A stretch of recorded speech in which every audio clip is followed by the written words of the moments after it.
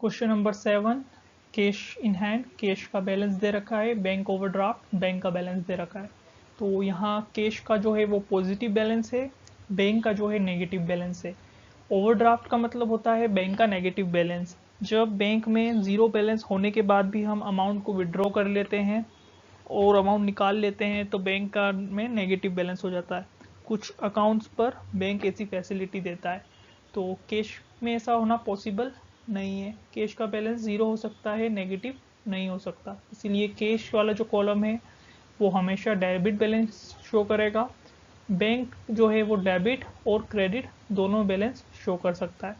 तो cash in hand को हम डेबिट साइड पे लिखेंगे, to balance BD brought down, और बैंक का नेगेटिव बैलेंस है तो हम क्रेडिट साइड पे लिखेंगे by balance BD। Overdraft negative balance bank column में 5700। नाउ 7 जून को हमें चेक रिसीव हुआ 3250 रुपीज़ का, जिसको हमने डिपॉजिट करा 9 जून को।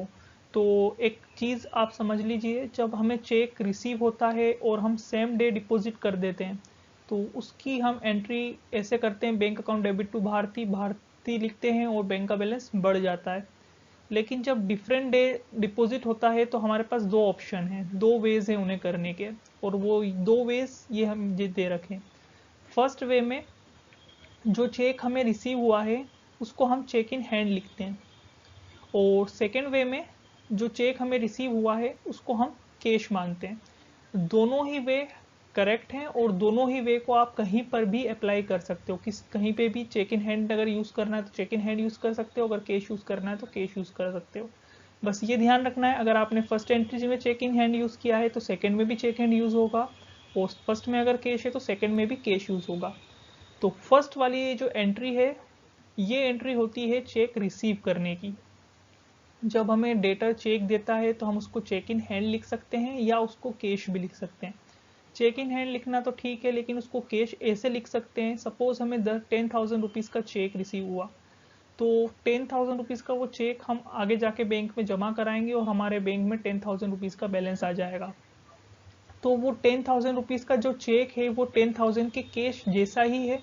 जैसे कि हमें 10,000 रुपीज़ का कैश जमा करा मिला और 10,000 रुपीज़ का हमने कैश बैंक में जमा कराएंगे तो बैंक में भी 10,000 रुपीज़ बढ़ जाएंगे।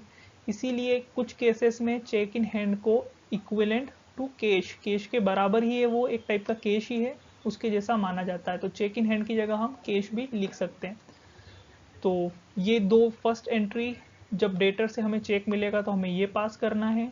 जब हम उस चेक को बैंक में डिपॉजिट कराएंगे तो बैंक का बैलेंस इंक्रीज होगा तो बैंक अकाउंट डेबिट, और चेक इन हैंड हमारा चला जाएगा, चेक जैसा सेट खत्म हो जाएगा। या फिर अगर हमने उसको कैश माना था तो वो कैश जो कि चेक की फॉर्म में था वो कैश कम हो जाएगा।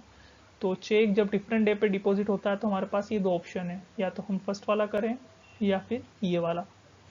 नाउ जून 7 को ट्रांजेक्शन रिकॉर्ड हुआ, तो यहाँ पर एक बार मैंने ये वाली वे फॉलो करी और एक बार ये वाली। जून 7 को चेक रिसीव हुआ और जून 7 की एंट्री यहाँ पर हमने नहीं करी, क्योंकि जून 7 को जब चेक रिसीव हुआ तो मैंने cheque in hand account debited to debtor वाला ट्रांजेक्शन जनरल एंट्री रिकॉर्ड करी है। तो भारती से जब चेक रिसीव होगा तो एंट्री होगी cheque in hand account debited to Bharti 3250। तो यहाँ पर कहीं पर भी कैश इन्वॉल्व नहीं है, बैंक इन्वॉल्व नहीं है। जो चेक मुझे रिसीव हुआ उसको मैंने चेक इन हैंड अज्यूम करा है। अगर मैं उसको कैश अज्यूम करता तो मैं यहाँ पे कैश कॉलम में टू भारती लिख के कैश कॉलम में उसको बढ़ा देता, जबकि है वो चेक लेकिन उसको कैश अज्यूम करके कैश का बैलेंस बढ़ जाता। कोई सा भी वे यूज़ करो आप, जो CD बैलेंस है वो हमेशा सेम ही आएगा। जो कैरी डाउन बैलेंस है एक्चुअली ये आंसर होता है, टोटल आंसर नहीं होता। टोटल थोड़ा डिफरेंट हो जाएगा आपका जब ये वाली एंट्री से ये वाली एंट्री यूज़ करोगे, लेकिन जो कैरिड डाउन बैलेंस है वो हमेशा सेम आएगा। तो फर्स्ट वाले में हम ये वाला यूज़ करते हैं cheque in hand to debtor. तो जून 7 को हमें कोई ट्रांजेक्शन कैश बुक में रिकॉर्ड नहीं करना है, क्योंकि हमने उसको चेक इन हैंड माना है। फिर इस चेक को हमने जून 9 को बैंक में डिपॉजिट कराया। तो जब जून 9 को इसको बैंक में डिपॉजिट कराएंगे तो बैंक का बैलेंस इंक्रीज हो जाएगा।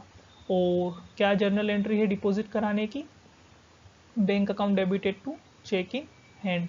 तो bank account debited to cheque in hand हम यहाँ पर लिखेंगे। तो जून 9 को हमने क्या लिखा है, टू चेक इन हैंड। अगर हम इसकी पोस्टिंग करें तो बैंक अकाउंट डेबिट हो रहा है, तो बैंक कॉलम में हमने डेबिट करा, बैंक का बैलेंस 3250 रुपीज़ से हमने बढ़ा दिया। तो 7 जून की एंट्री ये वाली थी, हमने कैश बुक में रिकॉर्ड नहीं करी। जून 9 की एंट्री ये वाली थी, हमने कैश बुक में रिकॉर्ड कर दी। तो हमने एक बार चेक इन हैंड यूज़ करके ये ट्रांजेक्शन कर दिए। फिर करते हैं जून 15। अब चेक रिसीव हुआ पन्ना लाल से 1200 रुपीज़ का, और पन्ना लाल का जो चेक है वो हमने इंडोर्स किया है जून 28 को। तो यहाँ पर मैं इस चेक को एज अ कैश एज्यूम कर लेता हूँ, इस चेक को मैं एज अ कैश एज्यूम कर लेता हूँ। तो यहाँ एंट्री होगी cash account debited to Panna Lal, क्योंकि डेटर पन्ना लाल है। तो मैं यहाँ पे कैश में जून 15 को कैश पढ़ा दूंगा। 1200 रुपीज़ का मुझे कैश रिसीव हुआ, बट असल में वो कैश नहीं है, वो 1200 रुपीज़ का चेक है। ठीक है, फिर ये 20 वाली एंट्री और 20 वाली एंट्री हम बाद में देखेंगे, क्योंकि जून 15 की और जून 28 की एंट्री रिलेटेड है, तो वो पहले हम देखते हैं। लेकिन आपको हमेशा क्वेश्चन जो है क्रोनोलॉजिकल ऑर्डर में करना है, जो ट्रांजेक्शन पहले आएगा वो पहले रिकॉर्ड होगा। जर्नल में, कैश बुक में, सभी जगह पे ट्रांजेक्शन क्रोनोलॉजिकल ऑर्डर में रिकॉर्ड होते हैं, बट यहाँ समझाने के लिए ऐसा कर रहे हैं। अब जून 28 को पन्ना लाल का चेक जो है वो हमने इंडोर्स कर दिया कमल को। इंडोर्समेंट का मतलब है जो चेक के पैसे हमें मिलने वाले थे वो चेक के पैसे हम कमल को देना चाहते हैं, कमल को हमें पेमेंट करना थी, कमल हमारा क्रेडिटर है। तो जो पैसे हमें रिसीव होना चाहिए थे वो पैसे अब किसको रिसीव होंगे, कमल को। तो कमल को हमें कुछ पैसे देना होंगे, तो जो चेक हमें मिला हमने वो चेक कमल को दे दिया। तो जो पन्ना लाल के पैसे चेक के हमारे पास आने वाले थे वो पैसे अब किसके पास जाएंगे, कमल के पास जाएंगे। इसको ही हम इंडोर्समेंट ऑफ चेक बोलते हैं, चेक को इंडोर्स करना। तो जब हमने कमल के पास चेक को ट्रांसफ़र कर दिया तो हमारा जो है चेक का बैलेंस कम हो जाएगा। जो हमने कैश में 1200 रुपीज़ बढ़ाए थे वो 1200 रुपीज़ कम हो जाएंगे। तो हम यहाँ लिखेंगे बाय कमल, और कमल को 1200 रुपीज़ की पेमेंट हो गई। तो ये चेक बैंक में डिपॉजिट ही नहीं हुआ, ये चेक बैंक में डिपॉजिट ही नहीं हुआ। चेक हमारे पास आया, बैंक में डिपॉजिट करने से पहले ही हमने उसको इंडोर्स कर दिया, किसी और को दे दिया जिसको हमें पैसे देना थे। तो अब उस चेक के पैसे उस पर्सन को मिल जाएंगे। तो ये पन्ना लाल के चेक की 2 एंट्रीज हमने कर दी। अब देखते हैं जून 20। जून 20 में भारती का चेक है और वो डिसऑनर हो गया। डिसऑनर हो गया मतलब भारती का चेक हमें मिला था 7 जून को, 9 जून को हमने उसको बैंक में लगाया था, बैंक में डिपॉजिट किया था, और 20 जून को वो डिसऑनर हो गया। डिसऑनर का मतलब होता है उसके पैसे हमें नहीं मिले, चेक बाउंस हो गया, या वो इन कैश नहीं हो पाया, उसका बैलेंस वो कैश में कन्वर्ट नहीं हो पाया, उसका बैलेंस हमारे अकाउंट में नहीं आया और बैंक ने हमें चेक वापस दे दिया।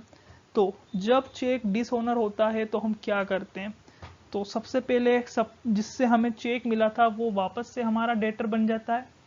भारती को हमें 3250 रुपीज़ देना थे। भारती के जो चेक है उसकी पैसे हमें नहीं मिले, तो अब हमें भारती से वापस से पैसे लेना है क्योंकि चेक उसका डिसऑनर हो गया। तो वो पर्सन हमारा क्या बन जाता है, वापस से डेटर, पहली चीज़। सेकंड चीज़, जब भारती का चेक हमने बैंक में डिपॉजिट किया था तो हमने बैंक का बैलेंस बढ़ाया था, ये यहाँ पर 3250 रुपीज़ का बैलेंस बढ़ा दिया बैंक में। तो जब चेक डिसऑनर होता है तो सेकंड चीज़ ये होती है कि हमारा बैंक का बैलेंस वापस से कम हो जाता है, क्योंकि बैंक में पैसे आए ही नहीं। हमने तो हमारी कैश बुक में एंट्री कर दी कि हमें 3250 रुपीज़ मिल गए क्योंकि हमने चेक बैंक में जमा करा दिया है, लेकिन हमारे बैंक अकाउंट में पैसे आए नहीं। तो मतलब जो बैंक का बैलेंस हमने बढ़ा दिया था उसको हमें क्या करना पड़ेगा, वापस से कम। तो डिसऑनर, चेक के डिसऑनर की एंट्री ये होती है। क्या होती है डिसऑनर की entry, debtor account debited to bank. Debtor वापस से डेटर बन जाता है, एक असेट क्रिएट हो जाता है, बैंक का बैलेंस कम हो जाता है। तो यहाँ पर जनरल एंट्री होगी Bharti account debited to bank.